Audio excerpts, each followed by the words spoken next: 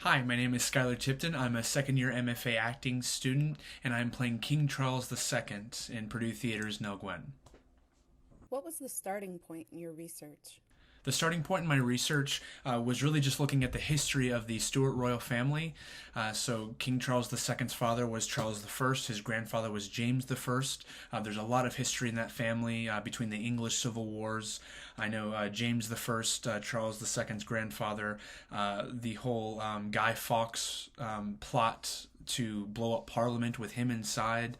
There was so much history with that family, so I really wanted to kind of delve into that and explore really some of the traumatic experiences that they went through that Charles II also experienced. What did you want to focus your research on?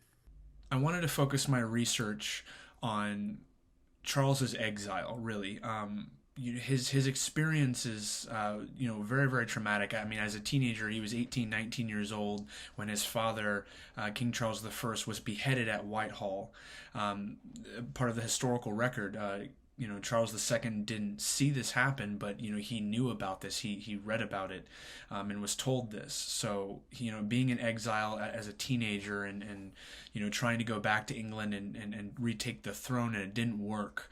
And he was defeated at the Battle of Worcester. So there was so much trauma that happened early on in Charles II's life that I thought, this really informs who this character is. I mean, he becomes the king, the merry monarch, and the guy that brings in the restoration. And I think it's to bring that sense of levity and that sense of fun and pleasure to a world that has been very dark for him for a very long time.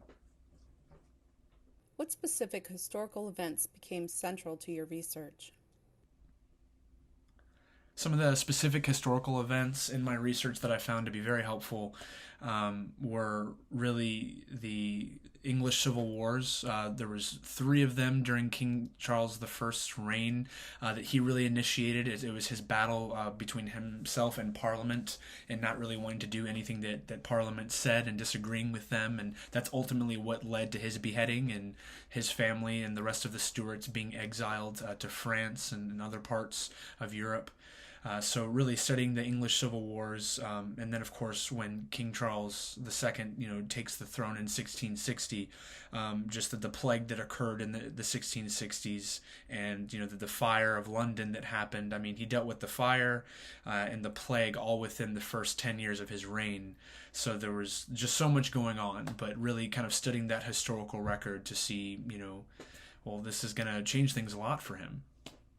What was your biggest discovery? My biggest discovery was really just seeing everything that Charles went through. When he was in exile, he went to France with his family and stayed with the French court.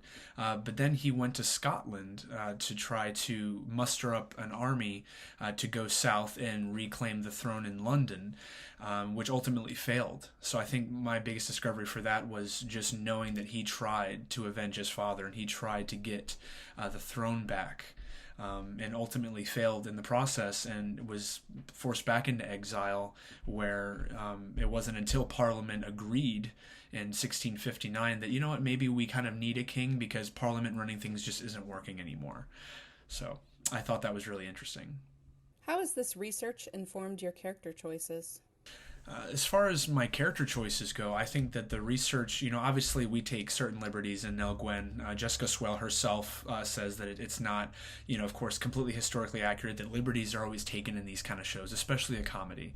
So, it's about kind of, for me, finding the moments where I can combine that element of actual historical record with what Jessica Swale has given us, which she's given us such a rich world to play in, and just the world of the Restoration is so much fun. So being able to combine my research and kind of twist it to how it fits the narrative of our story, it's been a challenge, but I've really enjoyed it because I think Jessica Swale's Nell Gwynn in that history is a little bit more fun, albeit a little dark as well for Charles's history. But it's been a lot of fun. How does your research help you better understand the world your character lives in? So my research has been very, very helpful in understanding the world a little bit better. Without it, I kind of feel like I would only be going off of what we have in the script, which could have certainly worked. But I think understanding really just how rich that backstory is of the Stuart royal family has been just useful, and like knowing that no, he comes, Charles II comes from this lineage. He comes from a family of royalty, and then was forced into escaping and on the run. And what he went through is something that neither his father or grandfather ever had to go through. So I think for him it was a kind of an overcoming story. So I think that it helps me understand the world that he wanted to build and create once he took the throne. And I think that was what's most important for me to convey. How were actors viewed during the Restoration? So as far as actors in the Restoration, I think really they, from the court's perspective, and I'm only going off of King Charles II, of course. I think that they weren't looked at as how we look at actors today. Like today, actors are idolized and they're celebrated. Back then they were artists, and the kind of the starving artist term. But what was so interesting is that once Nell takes the stage, she's known so much more for her celebrity than she is actually for being an actor or an actress. But she was an amazing comedic actress, and just very, very powerful. And she was kind of one of the very first big celebrities in England, especially for the time, and someone who was working in the arts. So I think that, during the Restoration and during Charles II's reign, we start to see the celebrity kind of come out of the arts, and we get to kind of celebrate that. So I think it was because of Nell that we kind of got where we are today, where people are celebrated for what they do, whether that's in the arts or anything else. What was the role of the English king and his court in the theater of the Restoration?